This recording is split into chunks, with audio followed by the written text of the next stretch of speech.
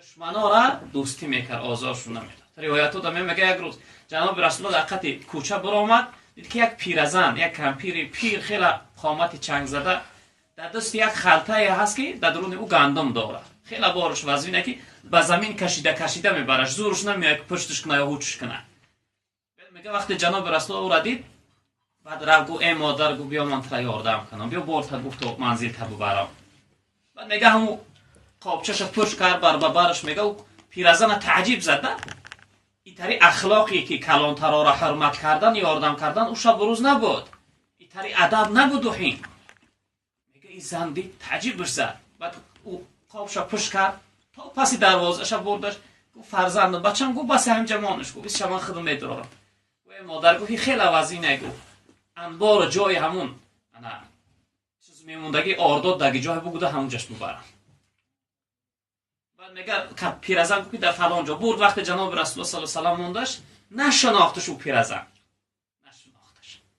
بعد گفت فرزندم، گفت در این شب روزی که ما زندگی داریم مثل تو برین جوانی با ادب و با اخلاق وجود نداره. خیلی تو دلی صاف داشته، خیلی دلی ملایم، دلی برحم داشته که با من پیرزن دل سوخت.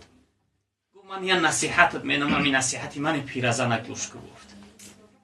جناب رسول الله گفت بجان بچه‌ش مادر چی میگوی؟ گوی محمد ورمده گفت جادوگره گفت، ساحره گفت، او جنون دیوانه گفت. دعوای پیغمبری داره مردم فریب کرده. یکی دادام هم نفتی که قدر دلی ملایم داری، یکی دادامش نفتی که فریب بکنه به هم باور کنی و ایمان بیاری. میگه جناب رسول اکرم صلی الله علیه و سلم لباش تبسم، لباش میل خنده کردن، گفت ای مادر، گفت محمد که شما دیوانش میدونه، محمد که شما ساحر جادوگرش میدونه. اما گفت وقتی مادر چیزش شنید حیران موند، علاج نیافت که گفت اشهد ان لا اله الا الله و اشهد انک رسول الله. شهادت میتونم که غیر الله دیگه خدای وجود نداره. تو در اصل با این اخلاق خصلت کرداری که داری غیر پیغمبر دیگه شخصیت کار نمیکنه. من شهادت میتونم که تو پیغمبری. مادر شخصیتی که دشمنش میدونست چقدر طعنه قدی با بدی، دیوانه های گفت، چیه؟ جادوگر های، دروغگو های، فریب نکنه. نکی وقتی رفتار و کردار و اخلاق شدید، ای تحت دل ای جان دل اقرار کرد کلمه شهادت و ایمان. اخلاقش برای مردم یک عبرتی بود که به دعوتش قبول نمیکردن، وقتی اخلاقش میدیدن جانشون فدا میکردن. سلمان فارس رضی الله تعالی عنه پیش اسلام آوردنش چند دین دیگر سنجش کرد. آتش پرست بود. بعدی آتش پرست یک گروه دیگر رفت در قوم مسیحی ها نصرانی ها کوشید، در یگانش آرامش احساس نکرد.